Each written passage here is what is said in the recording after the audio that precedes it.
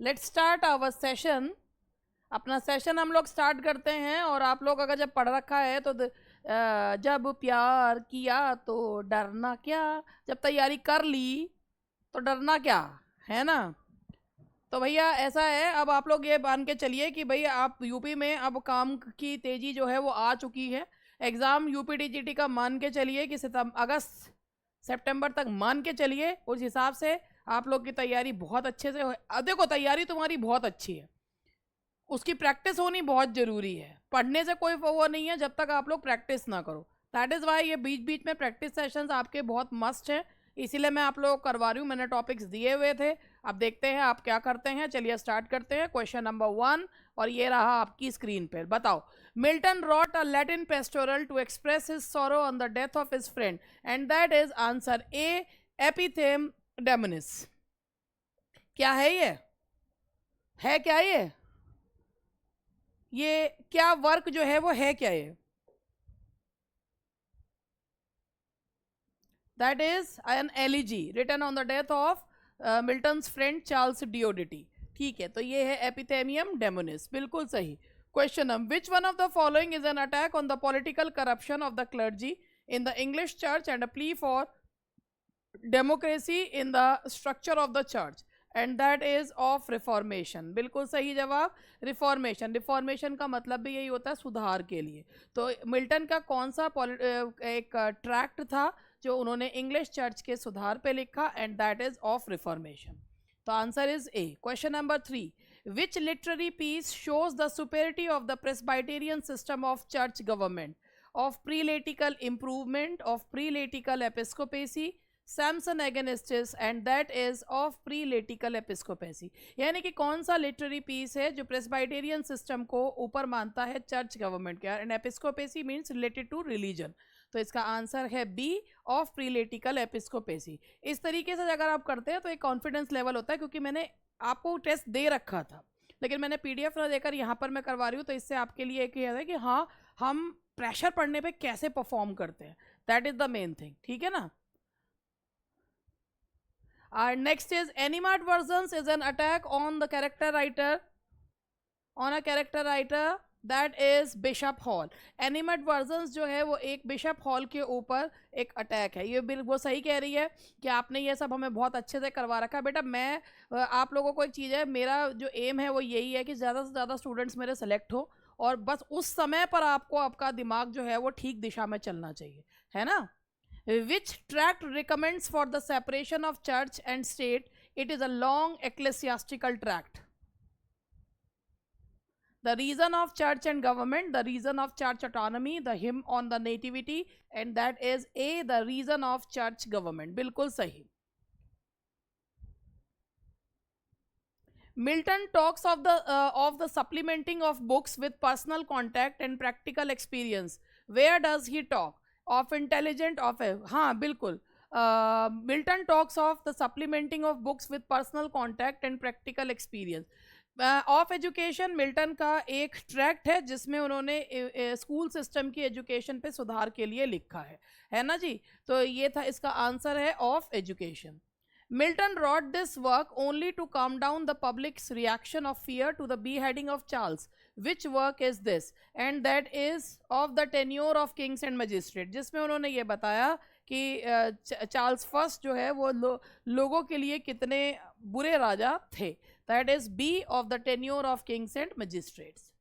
During the age of Elizabeth the Puritans were in, ये question मेरे पास अभी आया था, और ये क्वेश्चन में नेहा त्यागी का क्वेश्चन था ये, और ये पूजा का क्वेश्चन था। और जिसमें ये पूजा, मैडम मेजोरिटी में थे क्या माइनॉरिटी? भैया माइनॉरिटी में थे, माइनॉरिटी में थे वो। प्यूरिटन्स जो हैं वो माइनॉरिटी में थे, ठीक है।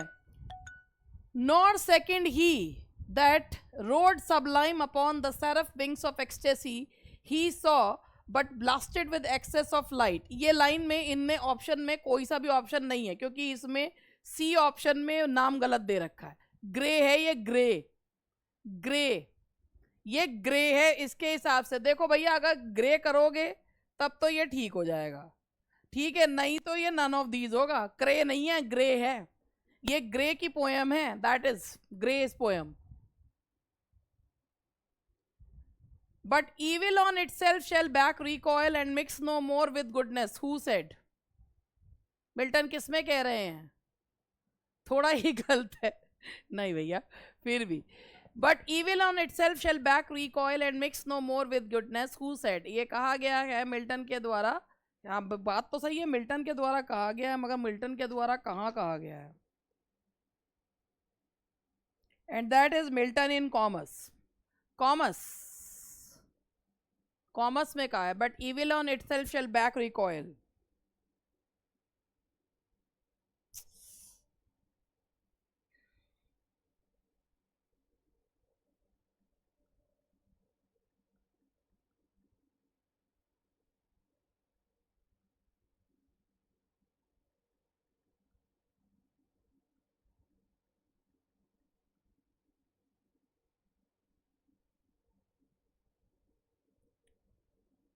कॉमर्स की लाइन्स हैं, ये पूरा है. But evil on itself shall back recoil, gathered lies come and settle to itself, it shall be in eternal. है ना, कंफ्यूजन में मत रहो, ये कॉमर्स की लाइन्स हैं. But evil on itself shall back recoil and mix no more with goodness. कि जो ये लाइन जो है, इसमें यहाँ पर ये लाइन जो है, ये आपकी कॉमर्स की लाइन है.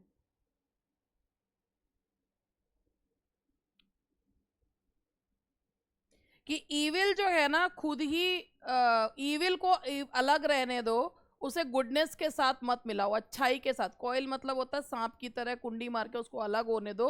गुडनेस के साथ मत मिलाओ, उसको अच्छाई के साथ मत मिलाओ. ठीक है, पूजड़ी है मैडम, इसका मीनिंग क्या है? ये पूछा वैसे किसी और पूजा ने है, हमारी पूजड़ी ने नहीं पूछा. नहीं नहीं, हाँ. Blind Temenus and blind Meonites and Terraces and ये prophets old. Who said? ये किसमें? मिल्टन ने कहा है. तो भैया एक चीज आप लोगों को मैं इसमें और बताना चाहूंगी कि ये जो है, इसमें एक आपको बता भी देती हूँ.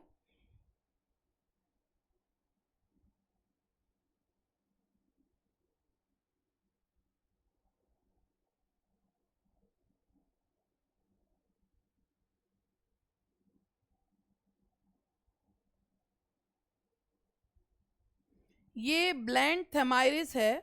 ये ना एक, ये इसके बारे में मैं आपको बताऊं, ये आपका जो वर्ड दिख रहा है ये वाला, मिल्टू ने कहा है, बिल्कुल सही बात. ओहो, मिल्टन जी ने कहा है ब्लाइंड थेमाइरिस जो है, ये थेमाइरिस है कौन? एक्चुअली मिल्टन ने कंपेयर करा अपने आप को. तो ग्रीक माइथोलॉजी में ये एक पोएट थे. ठीक है, एक पोएट थे. और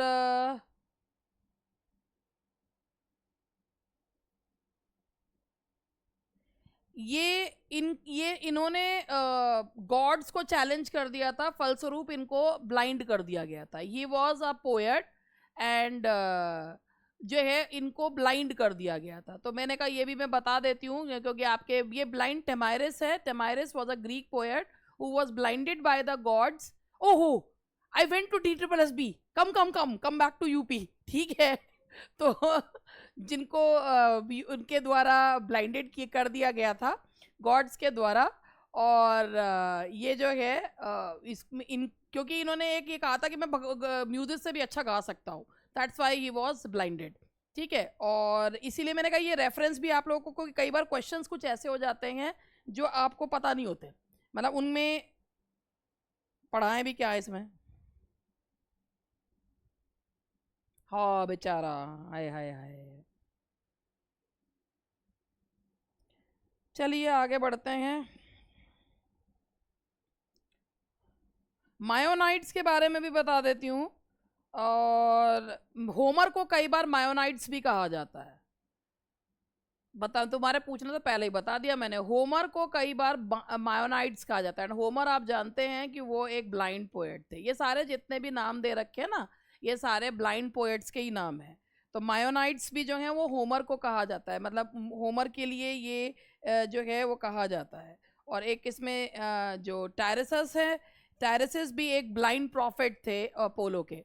टायरसिस, इनका तो शायद वर्णन भी आया उसमें, किसने बताया, मैंने उसमें ये ओविड के नहीं, Oedipus Oedipus Rex, Oedipus Rex जो है उनका, उसमें जो है मैंने एक बार यूट्यूब पर भी बताया था, टायरसिस जो है ब्लाइंड प्रॉफिट थे अपोलो के, गॉड जो थे, अपोलो गॉड के प्रॉफिट थे। और इडिपस को उन्होंने ही बताया था कि जो है, जब इडिपस ने उनसे पूछा बताओ बताओ मेरे देश में इतनी ज़्यादा वो क्यों हो रही है, इतना ज़्यादा भुखमरी और वो सब क्यों फैली हुई है, तो उन्होंने ही बताया था।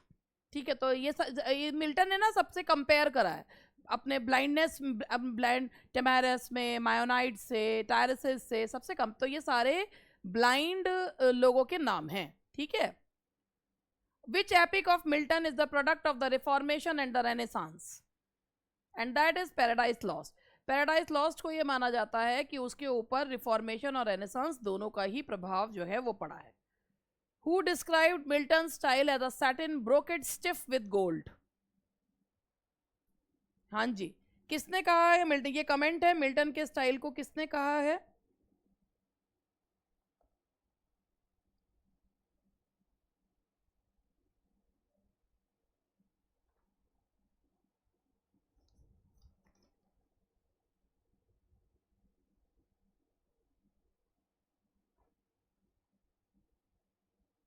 एंड दैट इज रेले।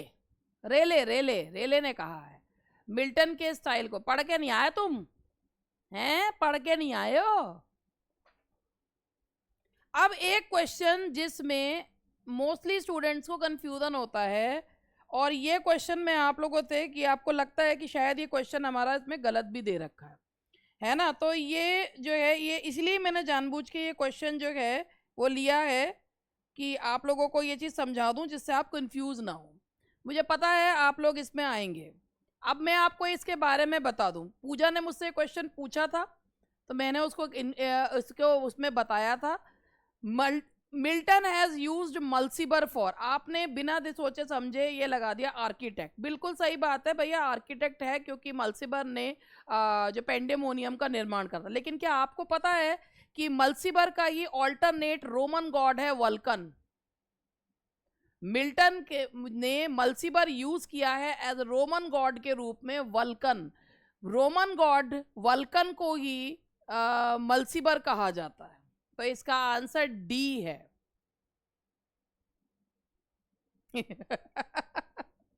तो Milton has used Mulciber for Vulcan, who was a Roman god, a fallen angel in John Milton's Paradise Lost.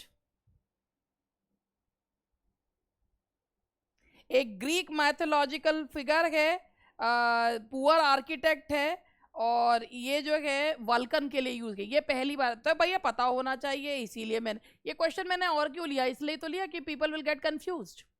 क्योंकि आप देख लगा हुआ कि भाई आंसर शायद गलत लगा हुआ है, तो आंसर गलत नहीं लगा हुआ है बच्चों, आंसर बिल्कुल सही है। Milton has used Mulciber for Vulcan, तो ये वल्कन एक उनके लिए। हाँ, क्योंकि यहाँ पर architect, Milton has used Mulciber as नहीं पूछा है, फॉर पूछा है। मिल्टन हैज यूज्ड, प्रेपोजिशन का फर्क देख लो। हाँ, प्रेपोजिशन का फर्क देखो ना बच्चों। हाँ नहीं, Milton has use Mulciber as architect, तो वल्कन को मल्सीबर के तौर पे लिया है, फॉर से चेंज हो गया ना। Who said Milton was the poetical son of Spencer? Dryden. John Dryden ने कहा है Milton was the poetical son of Spencer. ठीक है।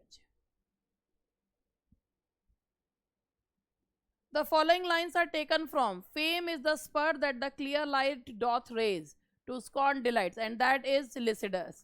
बिल्कुल सही, Lycidas जो है इसका आंसर है Lycidas। Which poem of John Milton are which of the following poems of John Milton are full of Elizabethan spirit, joyous in nature? Milton ने जो होटन पोएम्स लिखी हैं, यानी कि अलीग्रो, पेंसिरोसो, आर्केड्स, कॉमर्स, ये सारे जो हैं एलिजाबेथन जॉय से भरे हैं। उसके बाद तो उन्होंने लिखना ही छोड़ दिया था, उसके बाद तो पोएम के बाद अलावा वो प्रोज पर आ गए थे। तो होटन poems. None can love freedom heartily but good man, the rest love not freedom but licence. ये लाइन किसकी है? एक मिनट, ध्यान से देख लो, ध्यान से देख लो, फिर दोबारा से कह रही हूं। ये मिल्टन ने लोगों को ईज करने के लिए एक वर्क लिखा था, है ना? None can love freedom heartily, none can love freedom heartily but good main.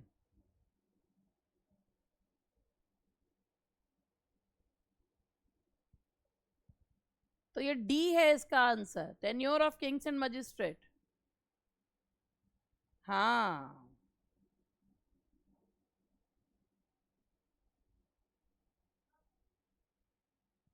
बिल्कुल जी, तो आप लोग भूल जाते हो बीच बीच में।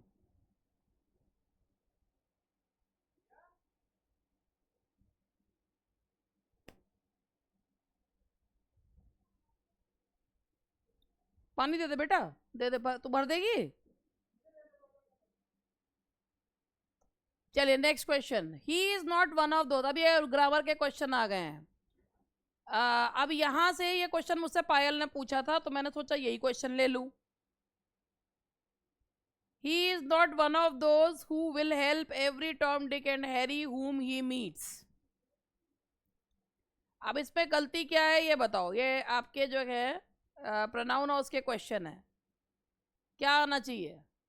ही is not one of those who will help every Tom Dick and Harry whom he meets। भैया देखो, पहली बात इसमें यहां से ये समझो, पायल ये क्वेश्चन था ना तेरा, है ना? बस उसमें था whom he meets, every he will help everyone whom he meets। देखो यहाँ आ रहा है every Tom Dick and Harry, लेकिन he is not one of those. बात ये है, इसका ये है दोज। अब दोज के हिसाब से चलेगा तो यहाँ पर दे और मीट आएगा, यहाँ पर दे मीट आएगा। क्या आएगा? They meet. इस तरीके से आएगा, दोज के हिसाब से चलेगा whom they meet। माना यहाँ सब्जेक्ट ही है, लेकिन इसके क्योंकि इसके सारा पूरा सेंटेंस इसी के हिसाब से चल रहा है, ये इसका जो है सबऑर्डिनेट क्लॉज है, इसीलिए यहाँ पर इसका सबऑर्डिनेट क्लॉज है पूरा जो चल रहा है, और सबऑर्डिनेट क्लॉज आ रहा है तो इसीलिए सबऑर्डिनेट क्लॉज अपने पहले वाले के हिसाब से लेगा। ठीक है, इसलिए रिलेटिव प्रोनाउन के पहले वाले के हिसाब से लेगा, तो इसीलिए इसमें आंसर है आपका सी, whom they meet। Now question number 20. It is not easy for anyone to command respect from both one's friends and critics as Mahatma Gandhi did।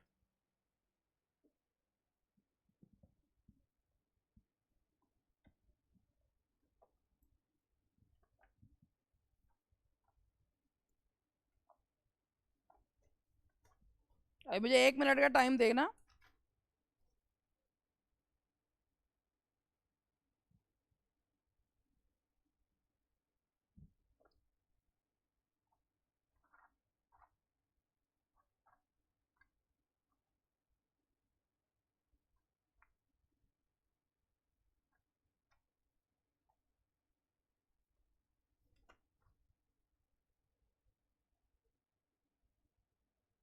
हाँ जी, it is not easy for anyone to command respect from both one's friends and critics as Mahatma Gandhi did।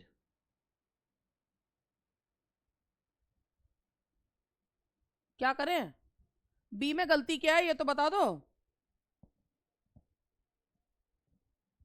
देखो, अगर यहां पर apostrophe S वाला आ रहा है one's friends and one's critics, दोनों जगह लगाना पड़ेगा भाई, जो बोथ के बाद आएगा वही एंड के बाद आएगा।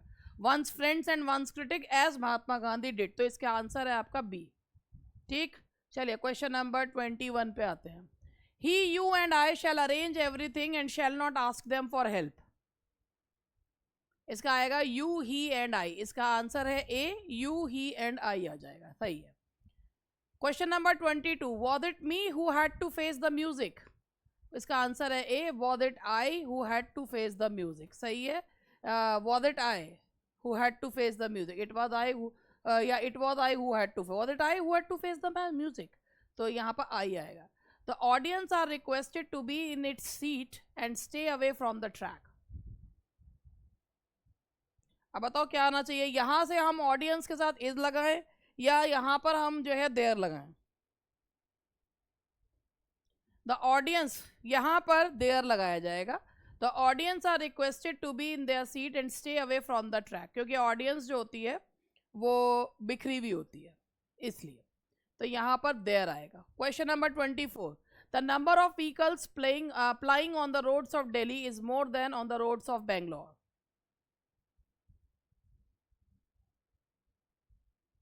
The number of vehicles plying on the roads of vehicle is more than those on the roads of,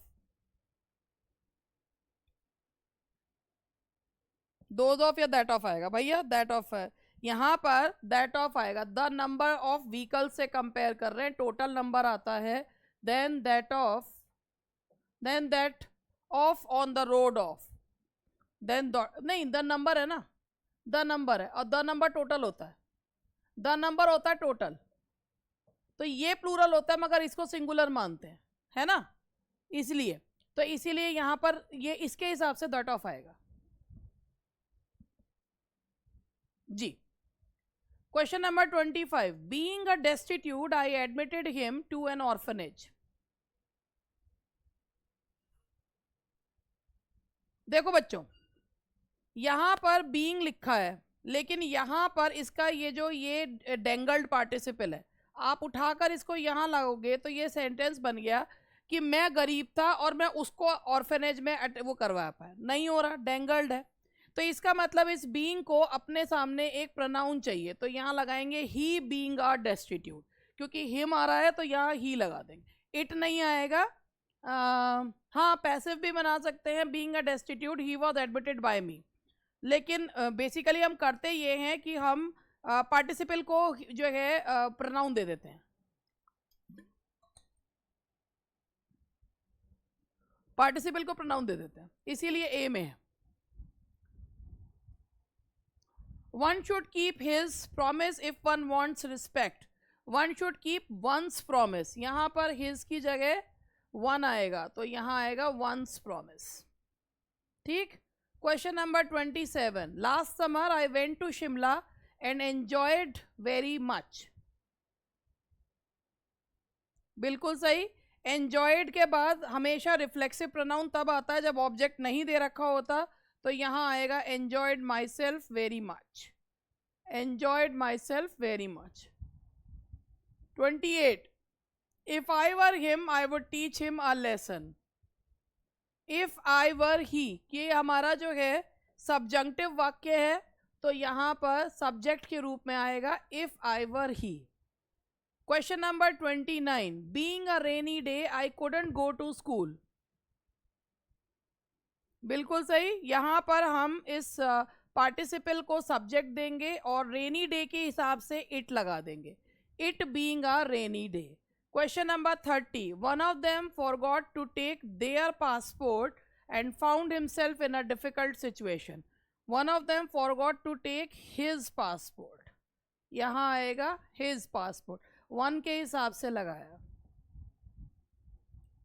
Mr. Sharma, our representative, he will attend the meeting on our behalf,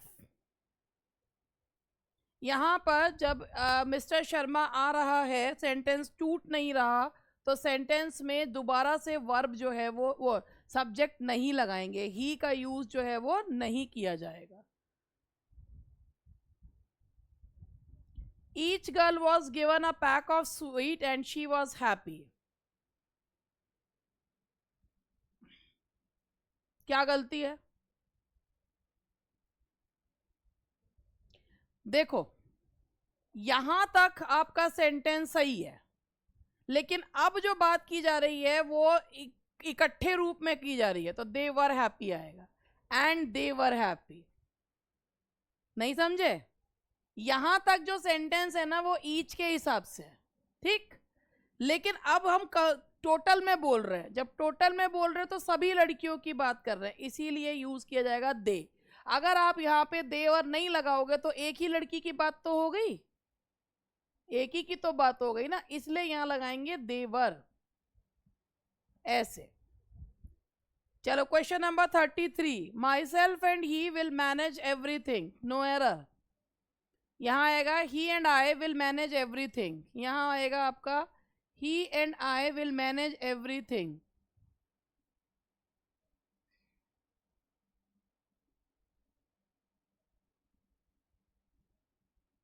हाँ, वरना each लिखा ही क्यों था? अंग्रेज पागल ही है ma'am, क्यों भाई? चला चुपचाप पढ़ लो। Question number 34, the Ganga is a river whose origin has always been a matter of speculation. The Ganga is a river origin of which whose origin has always the Ganga whose origin is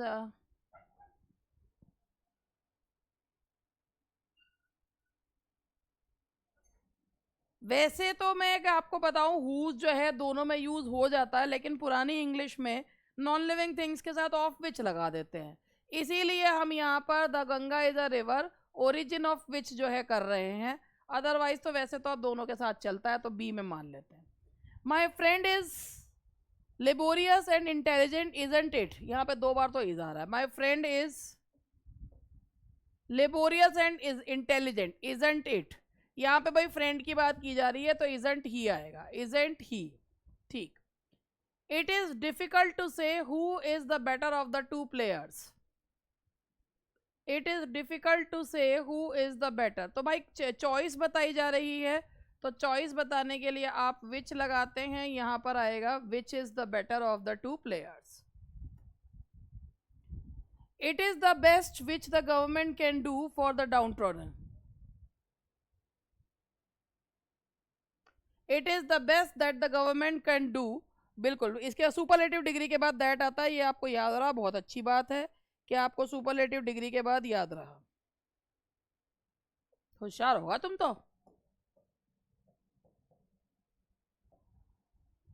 neither of the 2 friends has got their money back, neither के साथ आपका जो possessive adjective लगेगा वो his लगेगा, और friends है अगर जेंडर ना पता हो तो हिज ही लगाते हैं। Neither of the 2 friends, this is the road whose inauguration, फिर वही वाली of which, inauguration of which was done by the, वही वे, तो बी पार्ट में हम इसमें लगा देते हैं। ये पुरानी इंग्लिश के हिसाब से है वैसे है, वरना तो अब तो सब चलता है। Many women reconcile to the demands of their in laws, no error. हाँ सही है। मेनी वीमेन रिकनसाइल के साथ आता विद, रिकनसाइल नहीं, और अबे और भी कुछ है वो भी तो बताओ। रिकनसाइल के साथ रिफ्लेक्सिव प्रोनाउन राउंड तो नहीं लगता, रिकनसाइल के साथ रिफ्लेक्सिव प्रोनाउन नहीं लगता, बेमन से ही बगैर स्वीकार कर लेना। रिकनसाइल के साथ reflexive, many women reconcile themselves with the demands of their in laws. हाँ जी, तो देमसेल्व्स भी तो लगा दो।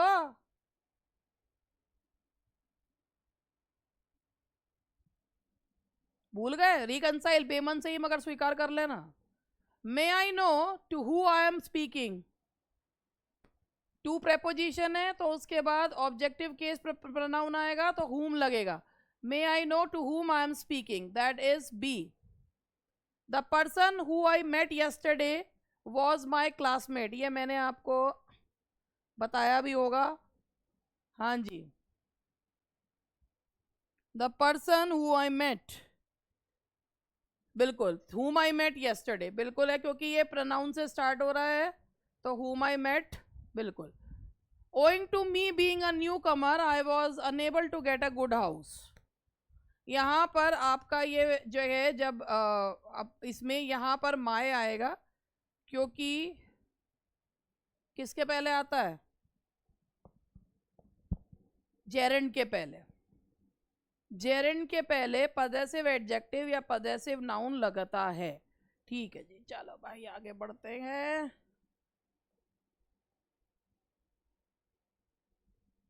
अब ये वो एडवर्ब्स के क्वेश्चंस हैं, आप याद करो कुछ दिन पहले आपके एडवर्ब्स के ये वाले क्वेश्चन रह गए थे, है ना? तो मैंने कहा यही दे देती हूँ, ये वाले क्वेश्चन रह गए थे, है ना? तो मैंने कहा ये आपके हुए थे, मैंने कहा यही पूरे करवा देती हूँ। अब खेला होगा नहीं. Unhappy about the treatment meted out to her, Shanti dash demanded justice. And that is, हाँ जी, इसका आंसर होना चाहिए वोसिफेरसली. क्या मतलब होता है वोसिफेरसली का?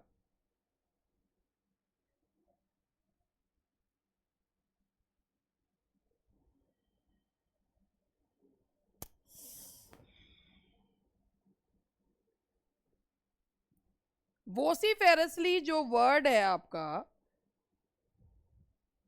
इसका मतलब होता है लाउड एंड फोर्सफुल. बहुत ही ज्यादा, जो बहुत उग्र होकर अपनी बात रखी जाती है, जोर से, फोर्सफुली. तो वोसिफेरसली का ये मतलब है. अगर हम समटुअसली लेते हैं तो समटुअसली जो होता है, इसका मतलब होता है बहुत ही एक्सपेंसिव लुकिंग जो होता है. ठीक है, उसका मतलब होता है बहुत ही एक्सपेंसिव लुकिंग जो उसको. अगर हम वोरेशियसली बोलते हैं तो वोरेशियसली अगर आपको पता होगा कि वो खाने और उसके लिए है बहुत ज़्यादा भुक्कड़ की तरह, या बहुत जिसे कहना चाहिए बहुत ज़्यादा, तो उसे वोरेशियसली कहते हैं. और स्पैस्मोस्टिकली अगर हम बात करें तो ये सारे के सारे क्योंकि एडवर्ब के क्वेश्चन है आपका, तो ये स्पैस्मोडिक का मतलब होता है अनियमित, कोई चीज रुक रुक कर. तो इस हिसाब से इसमें कौन सा होना चाहिए? Unhappy about the treatment meet, कि उसने अपनी बात बड़े जोर से रखी, बहुत वेहमेंटली रखी, तो इसका आंसर होगा दैट इज डी, वोसिफेरसली. ठीक. Now question number 45. The police spread tear gas dash on the protesters indirectly, intensively, indifferently, indiscriminately. भाई इसका मतलब ये होगा कि पुलिस ने प्रोटेस्टर्स पे जो टीयर गैस फेंकी वो इनडिस्क्रिमिनेटली, ये नहीं देखा कि इस पे डालनी चाहिए उस पे नहीं डालनी चाहिए, तो इनडिस्क्रिमिनेटली ऑन द प्रोटेस्टर्स, यानी कि बिना कोई भेदभाव करे सब पे, आप तो सबको ही रुलाएंगे. तो इसमें इनडिस्क्रिमिनेटली इसका आंसर आएगा. The news what dash good to be true. यहाँ पर टू आ रहा है, 46 में टू आ रहा है, तो इसीलिए इसको फॉलो क्या कर, मतलब टू, टी डब्ल्यू टू को फॉलो टू करता है, तो इसीलिए यहाँ पर आएगा B. The answer is B. Question number 47. Children below the age of 14 should be dash sent to school. अब यहाँ पर कंपेल और कंपलसरी तो आ नहीं सकता, यहाँ पर आएगा जरूरी, निश्चित रूप से उनको भेजा जाना चाहिए. अब एक चीज इसमें वर्ड आ रहा है कंपल्सिवली. कंपल्सिवली का क्या मतलब है आप मुझे बताएंगे? कंपल्सिवली का क्या मतलब होता है?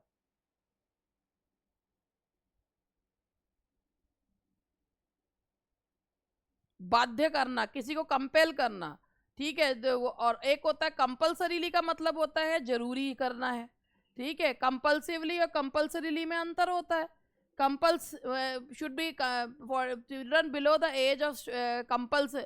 देखो कंपल्सरी और कंपल्सिव, कंपल्सिवली का मतलब होता है किसी कंपल्सिव, किसी को विवश करना, और ये बुरी आदत के रूप में आता है, किसी बुरी आदत के रूप में किसी को कंपल्सिवली. और कंपल्सरीली का मतलब होता है अच्छी आदत के रूप में, निश्चित रूप से जाना ही चाहिए. तो इसीलिए इसका आंसर होगा कंपल्सरीली. सब एडवर्ब है बेटे, नहीं दो एडवर्ब है, कंपेल और कंपल्सरी नहीं है. Compulsory is an adjective, compel is a verb. आज भी तुम मुझसे अगर ये बात पूछ रहे हो तो बदतमीज हो, मैं क्या करूं तुम्हारा, ये बताओ. हाँ, कंपेल करना मतलब होता है, कंपेल का मतलब मजबूर करना, और कंपल्सरी का मतलब होता है जरूरी. Have you got any idea as to what has happened to Akila? I haven't seen her lately, हाल ही में. I haven't seen her recently, I haven't seen her lately, तो इसका आंसर है A. The answer is A. I do my work dash carefully to make mistakes. Two. I do my work too carefully to make mistake. कि मैं इतनी carefully करता हूँ कि मैं mistake नहीं करता, तो इसका आएगा too. Rajesh car wasn't dash Ramesh, so we were too exhausted by the time we reached home. Rajesh car wasn't as comfortable as comfortable as, और so comfortable नहीं. Rajesh car wasn't as comfortable as Ramesh, so we were too exhausted by the time we reached. So comfortable, एक बार बता, Rajesh car was so comfortable, इतनी comfortable थी इसीलिए हम थक गए. वाह वाह वाह भाई वाह. मैं कहाँ जाऊँ अपने स्टूडेंट्स को लेके, इतनी कंफर्टेबल थी कार कि हम थक गए। कभी कंफर्टेबल कार में कौन थकता है? राजेश की गाड़ी उतनी कंफर्टेबल नहीं थी जितनी रमेश की थी, इसीलिए हम बहुत थक गए। और हम जब by the time we reach, जब तक हम घर पहुंचे, तो इसमें आएगा, ये आएगा दैट इज राजेश भाई, कंपेयर कर, दो लोगों की कार को कंपेयर करा जा रहा है, तो यहां आएगा एज कंफर्टेबल एज। मैं तो भैया कंफर्टेबल चीज से जाऊंगी, मैं को जाऊंगी ऐसी वाली चीज से, जहां कल जा रहे वहीं ले जाइए। It is raining dash, do not go out. It is raining dash, it is raining heavily, do not go out. बहुत तेज बारिश हो रही है, cats and dogs, it is raining cats and dog. It is raining heavily, do not go out, तो answer आएगा D. I am not as successful dash she is. As, भैया as को फॉलो एज करता है, अभी थोड़े दिन पहले as. I am not as successful as she is. 53, he was dash angry to speak to me. 2, that is 2, the answer is B, he was too angry to speak to me, क्योंकि 2 follow कर रहा है। The driver was dash injured, he died within an hour. The driver was fatally injured, बहुत बुरी तरीके, यानी कि बहुत बुरी तरीके से घायल हो जाना, that is fatally, तो यह आएगा fatally injured। The answer is B, बहुत बुरी तरीके से घायल हो जाना। Question number 55, dash 1000 species of butterflies have been identified. As many as, 55 का आंसर होगा A, as many as 1000 species of butterflies.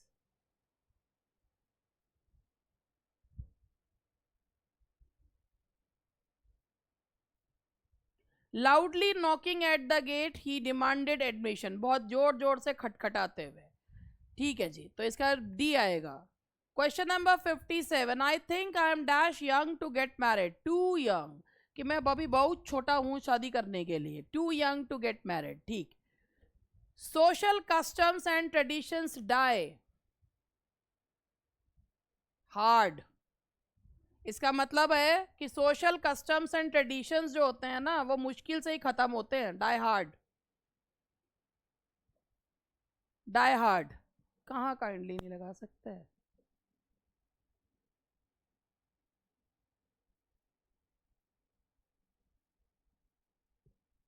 बेटे एक बात यह है, अगर तुम डिमांड कर रहे हो ना, तो तुम काइंड कैसे हो सकते हो? अगर तुम डिमांड कर रहे हो तो तुम काइंड कैसे हो सकते? ही रिक्वेस्टेड एडमिशन, सोचिए ना, रिक्वेस्टेड आएगा पे, और अगर आप धड़ धड़ धड़ धड़ करके आने दो मुझे अंदर, तो वो डिमांड है।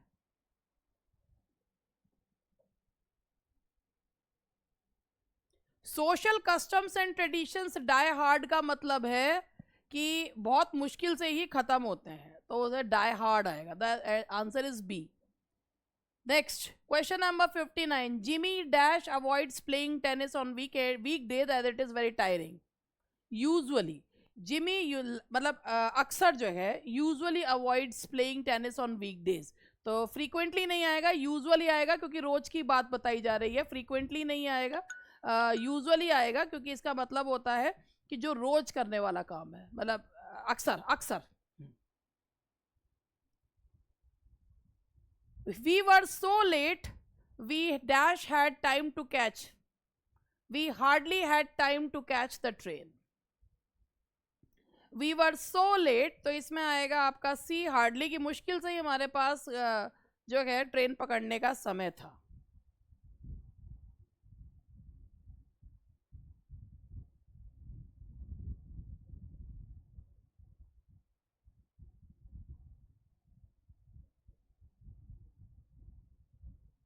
इसमें दो आने चाहिए, दो क्वेश्चंस हैं एक्चुअली, ये है ना, ये दो क्वेश्चंस है। He would always do what was told by his, he would always do as was told by his superior, he appear as a narrator, as आनेगा, as दोनों में आ जाएगा। he would always do as was told by his superiors, जैसा कि, और he appeared on stage how as a narrator of the, तो इसमें as दोनों में as आ जाएगा। चलो यहां तक समझ में आ गया। तो मैंने एक क्वेश्चन भी करा दिया जो तुम्हारे रह गए थे ये वाले, ठीक। अब जरा ये वाले ले लो। अब शेक्सपियर के क्वेश्चन आ गए। Farewell, Othello's occupation is gone. What does this cry signify? There were no dramatists left after Ben Jonson. The dramatist talking of after the British Parliament. Yes. Farewell, Othello's occupation is gone. इस sentence का मतलब ये है कि जब ये तब लिखा गया था कि जब ड्रामेटिस्ट, जब थिएटर्स बंद कर दिए गए थे, तब ये कहा गया था कि भाई जो नाटक में ओथलो की भूमिका निभाते थे उनका काम खत्म हो गया, तो इसीलिए यहाँ पर थिएटर बंद करने के लिए ये बात कही गई थी। The answer is C, the British Parliament close the theatres as Puritans came to power, ठीक। पेरोल्स अपीयर इन, पेरोल्स पढ़कर आए हो वैसे ये वाला भी, या ना पढ़ा ये बता दो पहले मुझे, पढ़ा था। Parolles appear in all is well that ends well,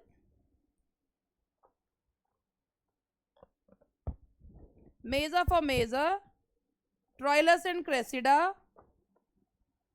ओहो, थका दिया तुमने तो मुझे, बोल बोल के थक गई मैं तो।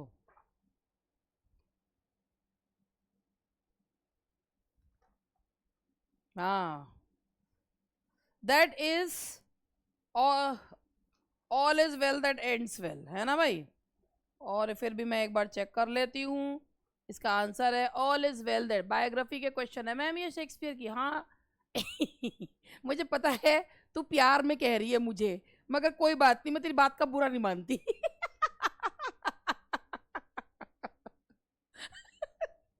मैंने क्या धोखा करा। In Richard second who is Edmund of Langley, in Richard second who is Edmund of Langley, that is Duke of York. Duke of York है रिचर्ड सेकंड में, जो एडमंड ऑफ लैंगले हैं वो ड्यूक ऑफ यॉर्क है। शेक्स देख आ गया बायोग्राफी का क्वेश्चन, ऐसे मत कहा कर। देख, Shakespeare's British historical plays were based on Holinshed, that is Holinshed Chronicles. Yes, that is Holinshed's Chronicles. अब देखो आ गया ना क्वेश्चन, फिर तुम ऐसी बात करते हो। मैं तो दे रहे भैया, मैंने कब नहीं दिया। बायोग्राफी का क्वेश्चन आ गया। What is the who is the uncle to the king in Richard II? Who is the uncle to the king in Richard II? That is Edmund. Edmund, that is D. Who sings this song in the tempest, sitting on a bank, weeping again the king my father's wreck? This music crept by me upon the water, allaying both their fury and my passion. ये गाना Tempest में कौन गा रहा है? And ये जो गाना गा रहा है इस व्यक्ति का नाम है, दैट इज एरियल। फर्डिनेंड थोड़ी गा रहा है, दैट इज एरियल।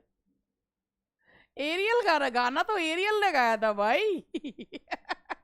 बेचारे क्वेश्चन दिए कुछ। देखो मैंने अभी तक सारे क्वेश्चन वो पूछे थे जो मैंने तुम्हें टेस्ट में दिया था, ये थोड़े से क्वेश्चन मैंने वो कर दिए, है ना। मैंने कहा था शेक्सपियर की बायोग्राफी पढ़ के आना। Ariel, so rare a wondered father and a wise make this place a paradise. Who said this in the tempest? अब तुम्हारा बी अब सही है, फर्डिनेंड। अब फर्डिनेंड कहता है so rare a wondered father and a wise make this place a paradise. ये कौन कहते हैं? फर्डिनेंड कह रहे हैं। अब चलो, हमारे सर को पता होता ना धोखा मिलेगा बच्चों को तो टाइम नहीं करते। रो मत, चल। आगे का क्वेश्चन देखो। Iliad's game of chess ends with repeated good nights to ladies. Which Shakespearean play does it remind us of? That is Hamlet. ठीक है जी। तो ये थे आपके क्वेश्चन। थोड़े से जो है मैंने बस थोड़े से ही मैंने क्वेश्चन जो है वो करे हैं।